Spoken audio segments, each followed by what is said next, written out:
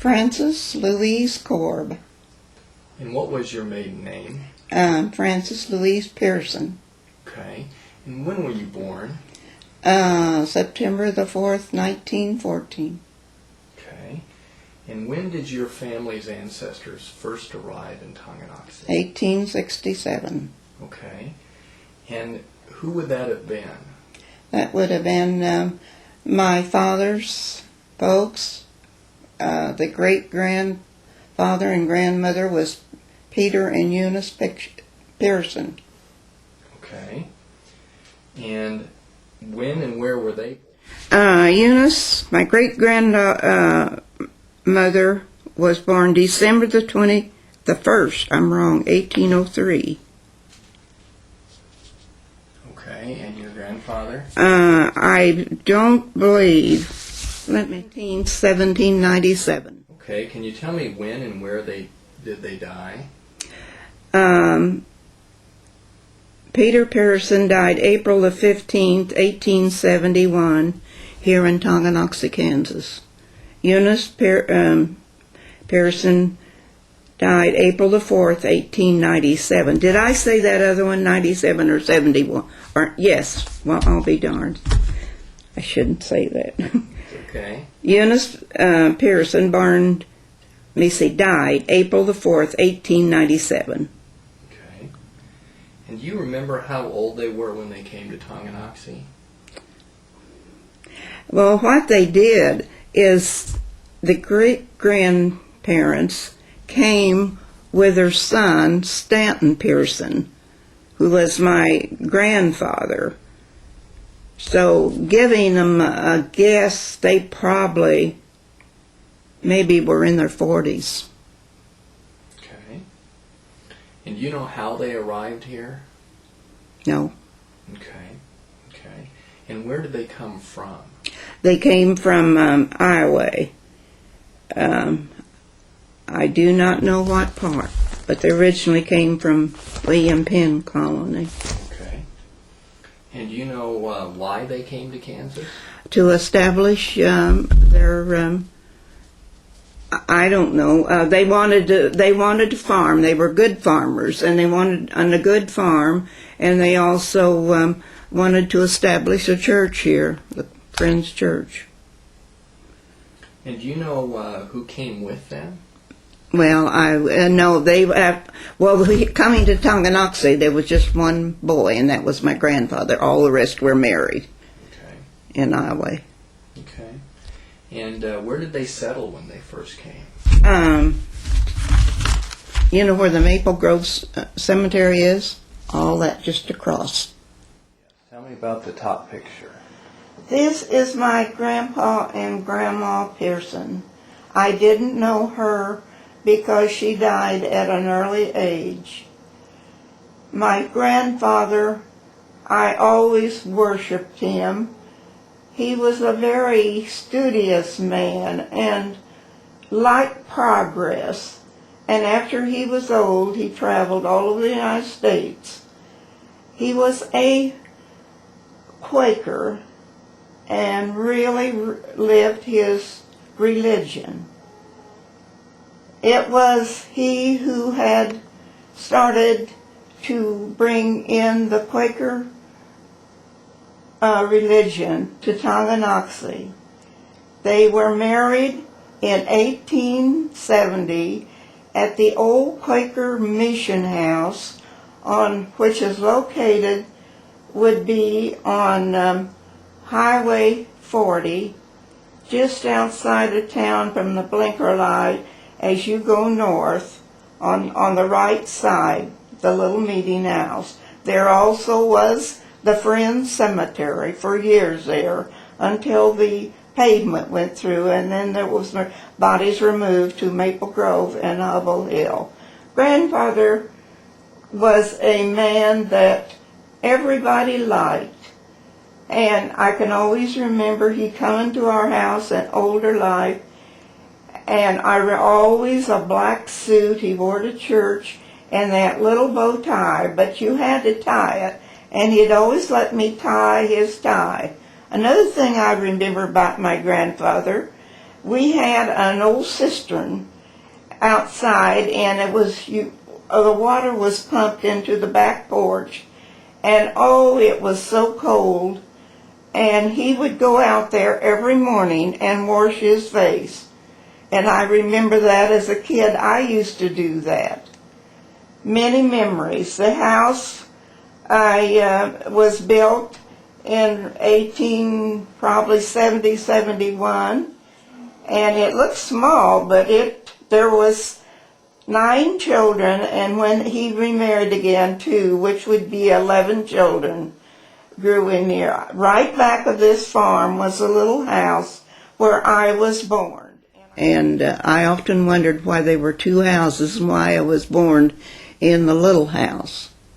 And then I found out later in the farm abstract that when Grandfather Pearson came with these folks in 1870, he married his childhood sweetheart from Iowa at the old mission house. And also, what else did you ask me there? Anything else? Where did they settle? Oh, they settled on that farm out there. And they bought 100 acres for $1,080. And this was the reason that there, again, I'll go back to the little house. He married his childhood sweetheart, and he wanted to be alone living with his wife. So he told his father and mother that let me go back and give you just a little bit there. Frances, can you tell me about your grandfather Stanton and how he ended up owning some property here? Well, that they came to Kansas from Oskaloosa, Iowa, and in 1867, and he bought land, it says, from the Union Pacific and the Indians. That's the way it was worded, that I, copied it somewhere else. And he was married in 1870 to his sweetheart, Lizzie Stanton. And then he thought he would like to live alone with his wife, so he told his dad and mother for $1,800 he would build them a house, and he would see that they got to and from the Friends Church, from visiting to visit with their friends, and to always have money and groceries. Yeah. That's a wonderful story. Now, were they always on the farm? Mm-hmm. They always farmed? Okay. And we said that because after he got there, after he sold his grandfather, he bought 50 more acres. But he always said in here he was known as a good farmer and a good neighbor. Okay. Now, when we're talking about Stanton, Mm-hmm. okay, and his wife Lizzie, Mm-hmm. okay. Now, were they attending the Quaker church then at the time, or the? Oh yes, I imagine. See, the Quaker church wasn't even built here. See, the first, or should I go ahead and tell that? Sure. Or the meeting house. Sure. The first meeting house, as you go to McLeod, and the walk quarry is on one side, right across was the first meeting house built. Then it got too small. So then where I can't describe it. As you, from a blinker light, you go round that curve, and there's a big 2-story house, and to the right was the larger meeting house, and there was where my grandfather and grandmother was married. Then it got too small, and they didn't have a high school, and so they decided that they were going together and built these Friends Academy. This was the first high school, because there was no high school. Quakers built this, called the Friends Academy.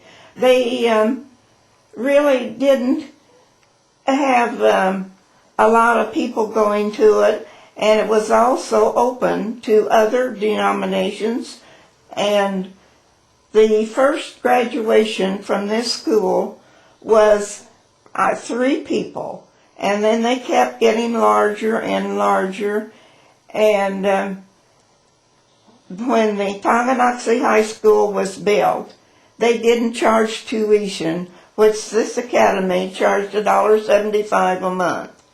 And so the building was tore down, and they had taken some of the lumber and built 2 homes, which are still standing in Tonganoxie. There is where my dad and brothers and sisters went to the Friends Academy. Francis, can you tell me the name of your dad and when he was born? Paris Reginald Pearson. Born 11th to 12th, 1880. Died 9/5, 1958. Okay. And he was married to who? Fanny Klein, Tamsey. Fanny Tamsey Klein. Born 11th to 9th, 1884. Died 9th to 18, 1967. This is the marriage license of my mother and dad, Paris R. Pearson, Fanny T. Klein. They were married in Leavenworth County at the courthouse, and in the 17th of May in 1905. I was so tickled to get this. I did not know that my mother had it for years, and when they passed away, I got the old pictures, and in that there was this marriage certificate that was in pieces. And it meant so much to me that I pieced it together. This quilt was made by my father as a little boy 140 years ago. His mother died at an early age, and his great-grandmother came in to take care of some of the children. And I always thought, why did a boy make a quilt? And then I thought, well, maybe he made it because Grandma was wanting to keep him quiet. Because I remember one time the folks went to get their provisions for the home and gone all day, and the kids teased her so bad, she shut them all out of the house. It was a cold day. Another time it said when my great-grandmother in older life was writing her diary after she was 80 years old. After she told about the things that she wanted will to each other, she willed her grandchildren certain things. Maybe it was $1, and she then at the end she said, well, I will will them all a dollar except Paris and Ray. Paris was my father, and I'll will them 50 cents. So my dad must have been a bad boy. And how many brothers and sisters did your dad have? 8. 8. Okay. Was he at the beginning, in the middle, at the About end? the middle. About the middle. Uh-huh. Okay. And tell me the names of your dad's brothers and sisters. Raymond, Nellie, Thressie, Paris, Earl, Orville, Carl, Elmo, and the picture of the Stanton Pearson family later in life. From left to right, Uncle Orville Pearson, who after grandfather moved away from the and his wife died, Uncle Orville and his wife took over. The next one is Uncle Carl. He went to California and lived his life out there. The next one is Aunt Grace, went to Colorado and lived her life in Colorado. The next one is Uncle Elmo, who lived in Missouri, and he had a farm, and I always remember him because I got so much of the Pearson history from him. Next one is my dad, Paris Pearson. He lived all his life around Tonganoxie and really loved it. To the front is Aunt Thressie, who lived in Montana. And the next one is my dear old grandfather, Stanton Pearson. I always remember him for all the good things that he did in his life. To the bottom, because they all weren't there to have their picture together, from the left is my dad and Uncle Earl. And the middle one is my aunt, let me see, Aunt Nellie and husband. And to the next one is Uncle Ray and Aunt Annie. I made a mistake. I called one of them the same. Mm-hmm. Francis, can you tell me about your brother and yourself, about when you were born and when he was born? And My brother was, let me see, 1914, 5 years less than that. That would be what? 1909. My brother, May the 29th, 1909, and I was born September the 4th, 1914. And your brother's name was? Herbert John Stanton, after Grandpa's Pearson. Okay. And what did Herbert do for a living? Farm. Farm? Did he farm here? Oh, he farmed, down by Reno. Dad bought a place. And then when after Dad died, he farmed until he died. They were dairy people. Okay. And when did your brother Herbert die then? I don't know. It's on the tombstone, but I sure don't remember. Well, we're going to have the fun part of the interview is talking more about your memories as a child. So if you just want to pick up your earliest memories as a child in Tonganoxie, and we'll just start to tell that story, okay? Of course, my brother and I both went to Honey Valley School, and I will remember many pleasant memories of that. We would cut across our farm and the neighbor's farm, and one time the highway wasn't there yet, but they were putting telephone poles up. And the hole was big and the snow covered it, and how I fell into that hole. And he sat there and he laughed at me. This is the Honey Valley School building that was built in 1916, and it shows here in 1923, which was moved in 1991 from a farm where it joined vintage buildings in the Tonganoxie Community Historical Site. I remember this school. To the front of the school was the cloakrooms. There was a boys' cloakroom where they brought hung their coats with their overshoes, their dinner pails, and on the other side was the girls' cloakroom. You went into the other part, and there is where the school had their meetings. It was an old round-bellied stove that the teacher would come every morning early so she could get this fire started to get this schoolhouse. It had a bell that rang when the school started. I remember they took the bell off, and some way, I don't know where it went, but they found it later and was put on the schoolhouse building in the Historical Society. This is a picture of my brother in probably about 1916. Also in this group is three of my Pearson's cousins. They were Kenneth Pearson, Gilbert Pearson, and Ted Pearson, and they all lived around Tongi until they passed away. Another real fond memory is at school.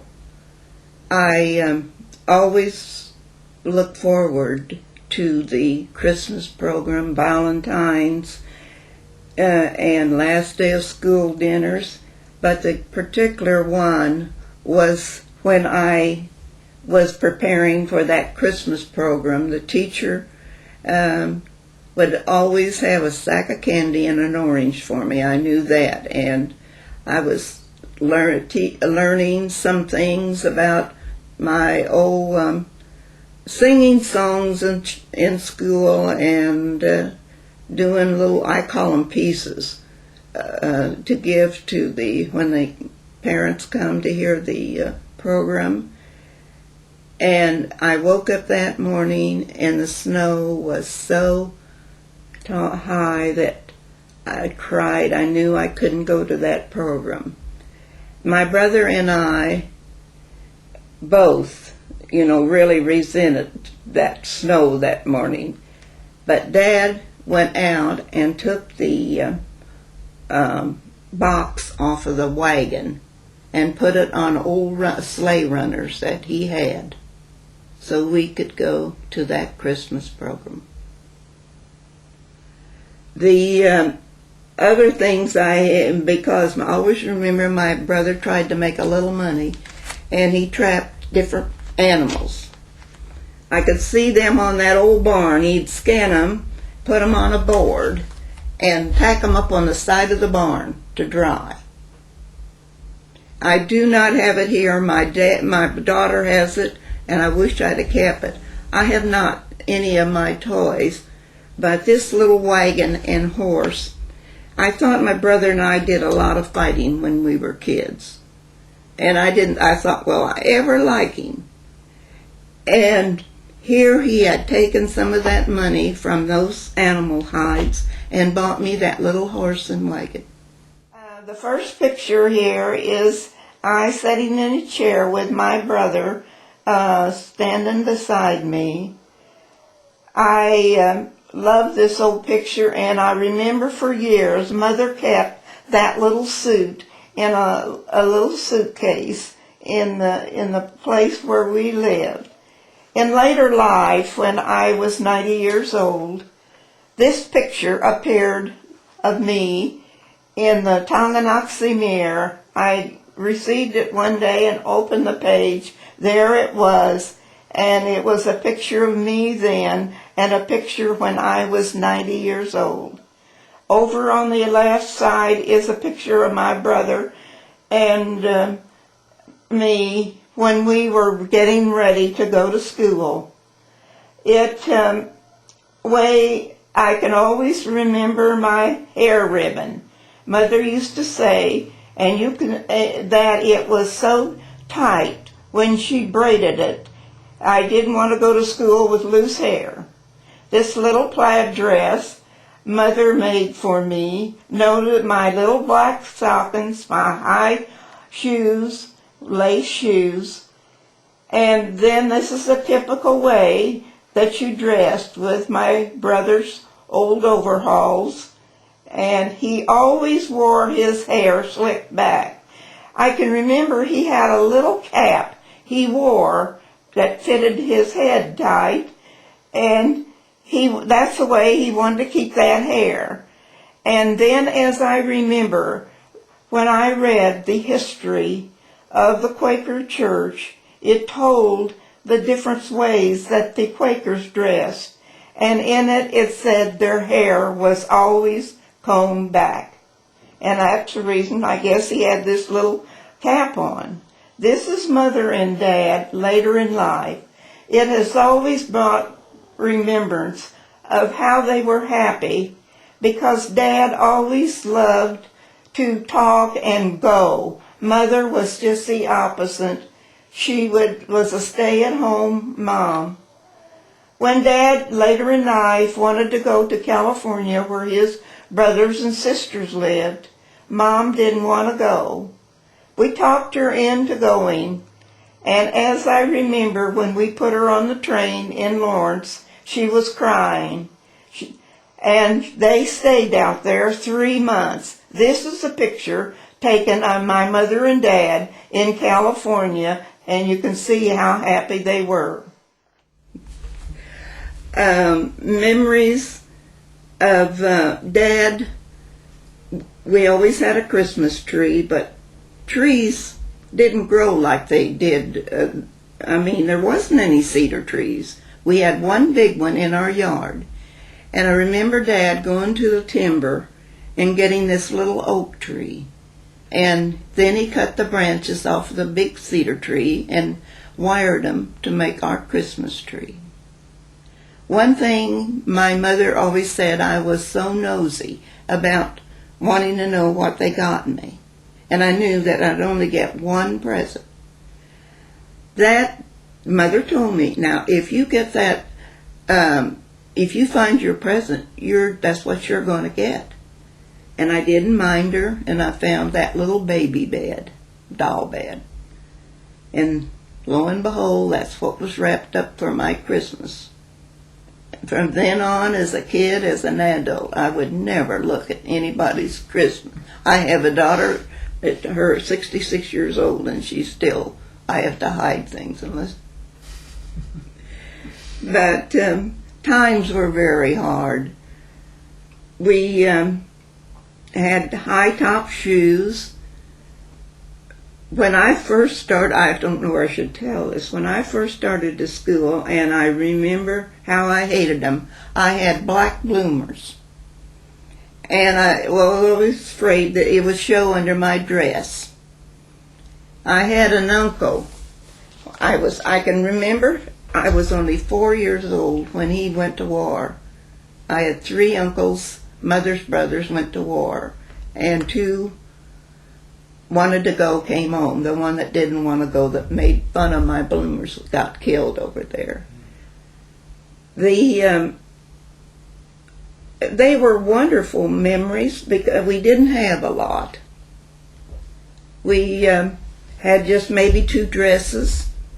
Maybe we had, I remember even wearing little aprons so to keep our dresses clean.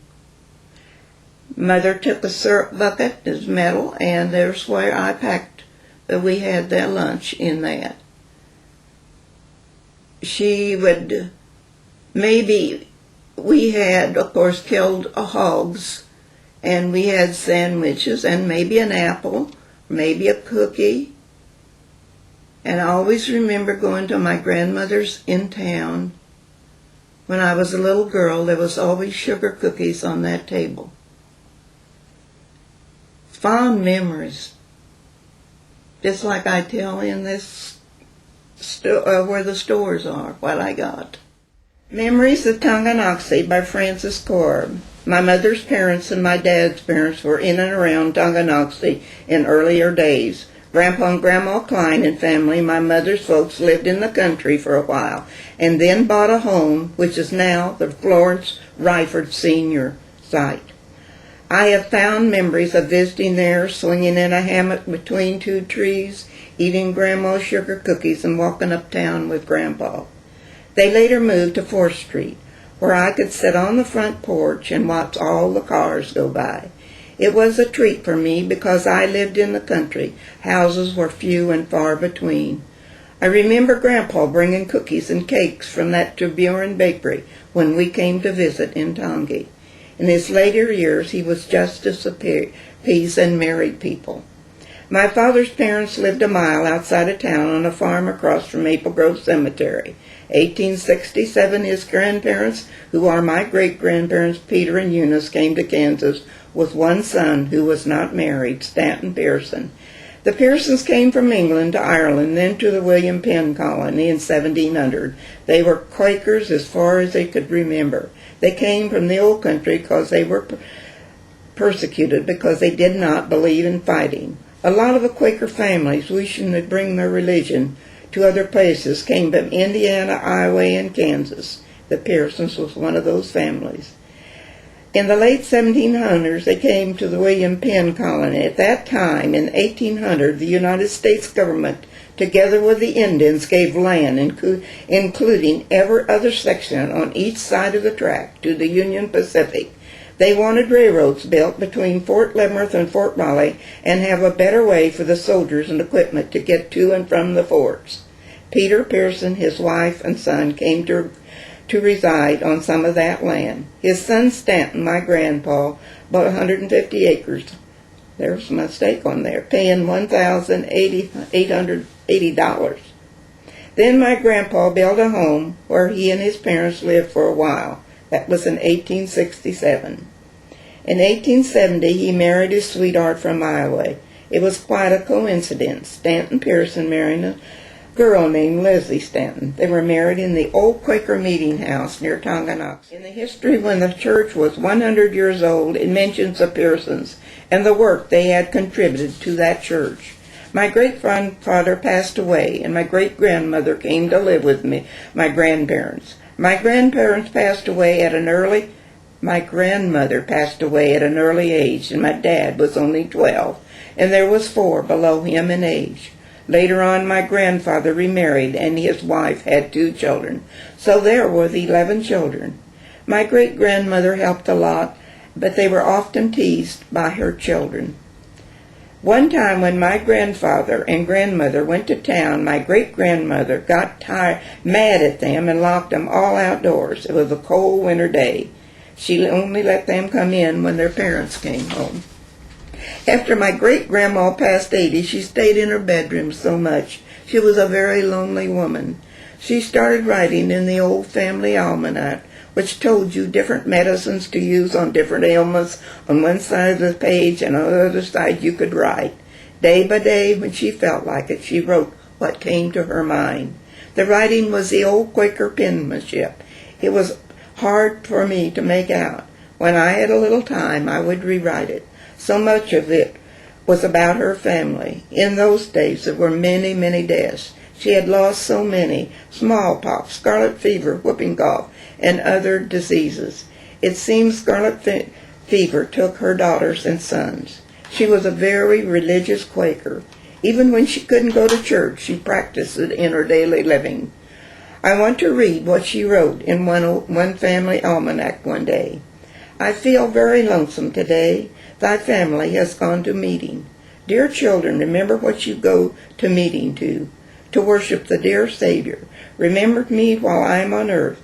When I am gone, remember me when I'm underside. Remember, I'm trying to follow the Holy One, my dear, dear Savior. Praise be his name. As she got weaker, she willed her things away. She willed her shawls, the quilts, the coverlets, the trunks, the pictures, the cards. When she came to her grandchildren, that was the grandchildren she took care of a lot in her life, she willed them $1. One time it came to 2 of the grandchildren, she said, I will will them 50 cents, not $1. One of them happened to be my dad. She lived a good life and died at 95. Tonganoxie was founded in 1886. Magdalena Berry bought the 20 acres where the town was established. The people of the town wanted it named after her, but she didn't want that. She suggested Tonganoxie after Chief Tonganoxie. When I was a little girl, Tonganoxie became a Saturday night town. This was the night farmers came to town. They would do their chores early, they'd eat a hurried lunch, they'd take their weekly baths. The men would put on a clean pair of overalls, women maybe a gingham dress, which they had made, and they'd go to town. I remember helping Mother put the large tubs of water out in the sun, taking baths on the back porch, also checking the eggs, cleaning them and checking if there were any cracked, putting them in an egg crate layer by layer.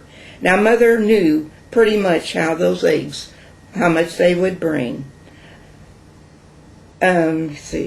So we made out the grocery bill. She knew pretty much what those eggs would bring with how much money she got from them. Another thing, I had a brother who never got in a hurry. I would keep hollering at him to hurry up and get ready to go to town. I think he did this to upset me. It was different when he started dating. He was gone when everybody wasn't ready. When we go to town, Dad let us out Mother at her parents' house. If it was too early, I would visit, eating her sugar cookies, which Grandma had baked, and a plate full on the table every Saturday night. And I will add to this, always that table was set for breakfast. And to this day, I set my table at night for my breakfast in the morning. If I had a dime, I'd walk uptown. I'd go very slow because there was a black church there, and I loved to hear their singing. I love walking uptown. I love to hear them sing. I told that over. The farmers hurried to town so to get a good place to park on Main Street. The women would go to get together, visit in their cars, or walk up and down the street, maybe get an ice cream cone or a Coke at Cane's and Ratliff's drugstore, maybe go into bakery for a few cookies. The men would take their eggs to the feed store, Trosford's or Mansell's. Maybe that would buy some feed for the cows, the pigs, or the chicken, but most of the time they fed what they raised. Then they would go to the grocery store and leave their list. The owner would get the groceries ready. It seemed more men shopped for groceries than women then. Maybe that was time for women to gossip. Now the groceries had to be picked up by 10 o'clock because all stores closed. Are you getting disgusted with my story? This is great. The men would go to the pool hall. There was a ledge outside the pool hall where the men sat and gossiped. The men would play a game of pool if they had that 10 cents. Sometimes couples went to show. That was a treat because it cost 20 cents apiece. There was a lot of kids who went, mostly sitting on the front row. I was one of those kids.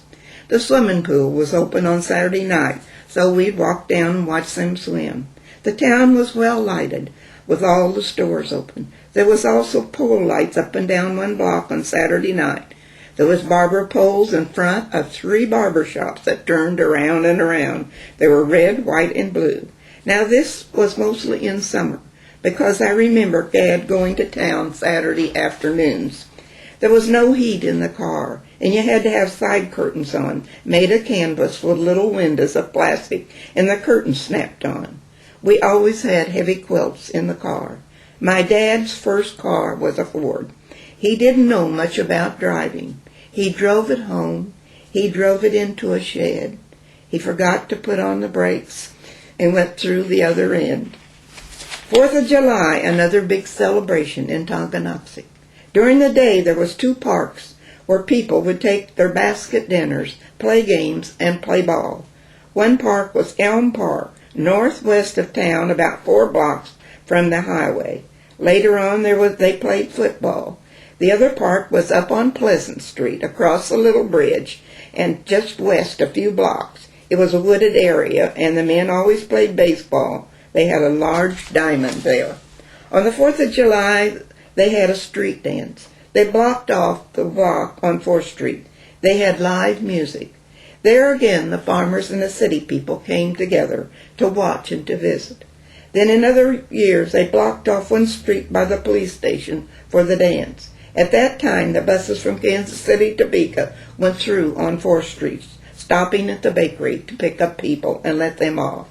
So they had to change the place where the dance was held. Also, a group of singers would come to town and perform on the streets on Saturday. They had a cup to get a little money for their performance. Sometimes the group would come to town and they'd pitch a big tent behind, which is now Beckelmeyer's store. It was called a Chautauqua. They had a few animals that did tricks, sleight of hand performance, clowns. They had a Tonganoxie band. Men were in it. I remember Fred Angel telling about it. Fred Angel was a historian on the memories of Tonganoxie. He was a barberman, and when we first went into business, we rented from him, and we heard many stories from him. And that one was, his windows were always dirty. And I said, Fred, why don't you wash those windows? He says, oh, God put it there and God will take it off. They also had a men's quartet. Are you learning about Tonganoxie? This is great. Thank you. Now, I am tell you now how I remember Tonganoxie businesses and churches. I will start at the blinker light. I'll go east on 4th Street on the left side. Where the filling station is, my aunt and uncle lived. Then the greenhouse was built a little later in life. And it is still there, but another business is in it now. Gus Emerson and his wife ran the greenhouse for years. The next block where the playground of the grade school is located was a colored church. I love to walk by and hear the people singing. Also in that block was a house where our city marshal lived. He was a big man, and they really kept order. I think the kids were afraid of him. They call him Cat's Love. Then back to him was a grade school. It was built in 1874. I didn't know much about the grade school, as I always went to country school. My first school was Honey Valley. My father and his 10 brothers and sisters went there. Next was the high school, built in 1899, offering free public school education. That was when the Friends Academy closed in 1900. The high school, now torn down, is where my husband and I graduated, and later my 2 girls. Now coming on back on 4th Street, the Congregational Church was the first building in the block. It had a lot of history in the early days. In 1869, the founding pastor, Mr. Woodstock, purchased a lot with an old log schoolhouse. In an article written in the Mirror when they celebrated the 113th year, it was said this schoolhouse looked like a relic of Noah's flood. It was so dilapidated that in winter it was uncomfortable. In summer they were drowned out with severe showers. And it was in that house that a council of 8 formed a Congregational Church. It was September the 23rd, 1868, with a membership of 26. Sunday school met in an empty saloon building. In 1873, the first church building was dedicated. In the next block, where Leavenworth Mutual is, was the home of a famous old doctor, Dr. Cole. He had a home there. His office was in front of his house. He was a country doctor calling on people in rural areas around Tonganoxie. I remember him. He was a big, heavy-set man, and I was scared of him. My mother called him to come out to our house because I was very sick. I don't remember what I did, but I wasn't too sick to crawl under that bed when I saw him coming. But I didn't stay there long because I knew what Mother would do for me when she got me alone. Another thing I remember, when I was in high school, they had a smallpox scare. We all went to the Dr. Cole's to get vaccinated. I was so scared, I even remember the dress I had on. It was red wool plaid. Oh, how it itched. It had long sleeves, and he couldn't get the sleeve up, so he just split it. And was I happy to get rid of that dress. You know what it turned out to be? Chicken pox, which wasn't that bad. There was 2 other doctors. Dr. Jenny Van Epps had a house across from the high school. She had an old office in her home and kept patients there when they were ill.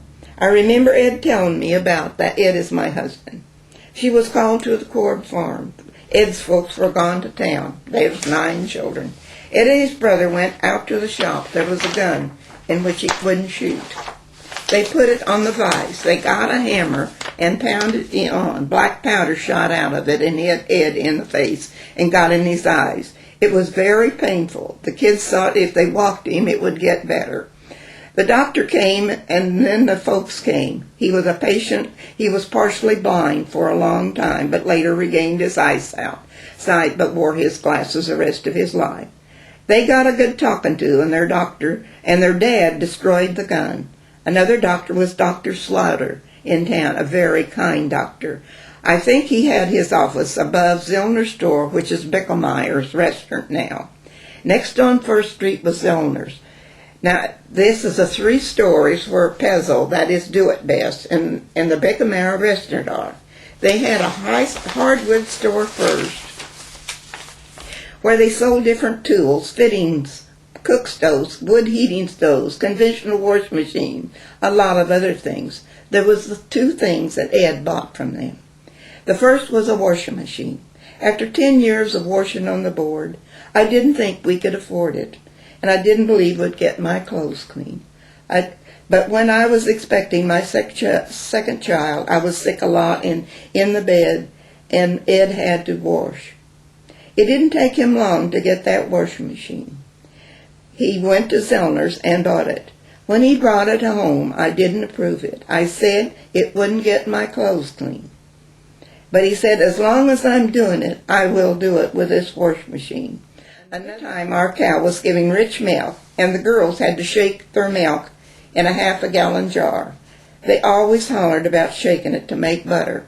He went to Zellner's store and bought an aluminum can. He'd take the agitator off the wash machine and put that can on, turned the motor on, and poured in the cream, and it made butter. There was 2 happy girls. The next was Zellner's. See, Zellner's had 3 stores: the hardware, the dry goods, and the grocery. Next was a dry goods store. Now you could go one store and to the other from the back or to the front. First as they entered, there was a long glass case. In there was pencils, erasers, bottles of ink, wooden pen holders, with little pins you stuck in a wooden holder, rulers, tablets, and other things. Along the side of the door was shelves which you could buy your stockings. A few was only silk, always cotton. I remember those cotton stockings. I hated them. Then a display of regular thread, embroidery thread, in a beautiful old case with a glass front. Now, some of the cases was bought by the Historical Society from Zellner's.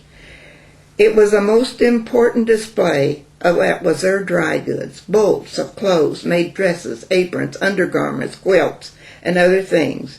Below that was a long counter where you'd go and sit on a little stool. They also sold a few gingham dresses and aprons. On the other side was a box of ladies' and children's shoes, and there was a high back bench where you tried your shoes on. At Christmas it was a treat to go and look over the assortment of toys and the gifts they had for Christmas. I had a brother, this is I have a repeat here, who was always fighting and teased me. There is where he bought that little buggy. I was so flattered. That was the only child I had left from childhood. Only toy. The next store was Zellner's grocery store. As you went in the front, there was a big long stalk of bananas. There on the floor were the bushel baskets of potatoes, onions, apples, and other things in season. Then came the glass gate, my favorite in the store. If I had a nickel or a penny, I'd buy it. Maybe sometimes hard candy, suckers, chocolate with cream filling. There was only one kind of chocolate I ever remembered, and there was black licorice and horehound candy. I don't remember candy bars. Then came the display of groceries on the side of the wall. You came in and you told a person what you wanted, and you gave them the grocery list, and they would fill it, and then go elsewhere and come back when the groceries was there in a box. Next was a meat counter with cut up meat with long legs and parts of animals hanging around. On the other side of the grocery store was a display of overalls, everyday blue shirts, socks, long underwear, and everyday shoes. They were noted for their brand of clothes they sold. Very few white shirts were on display.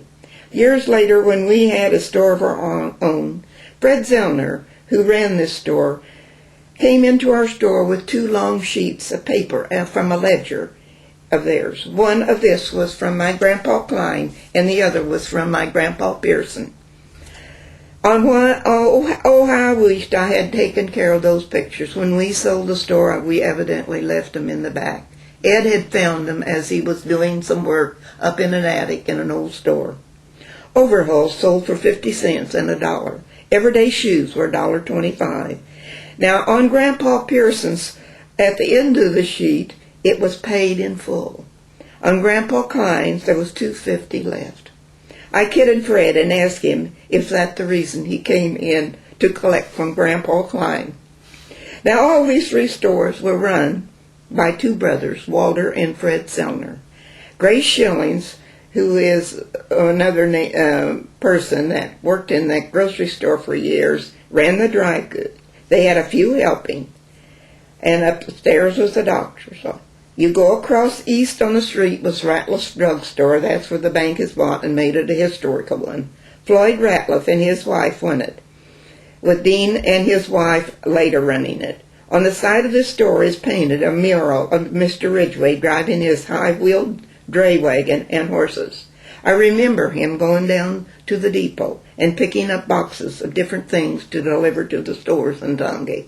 So it's been something to see this painting on this side of the building. It's wonderful that this drugstore is now a historical place with the old fountain left in. Next was Farrell's cigar store. There you can see Albert. My father smoked a corncob pipe. His favorite was Prince Albert, chewing tobacco, cigars. Now that was his specialty. It was said he made his own cigars. Now I couldn't remember cigarettes that he sold, but he probably did. As you entered the door at the cigar store, there was another door going back down to the hall. It was a dentist's office. Mr. Leakey was a dentist. He was a kind man. I remember he filled my teeth.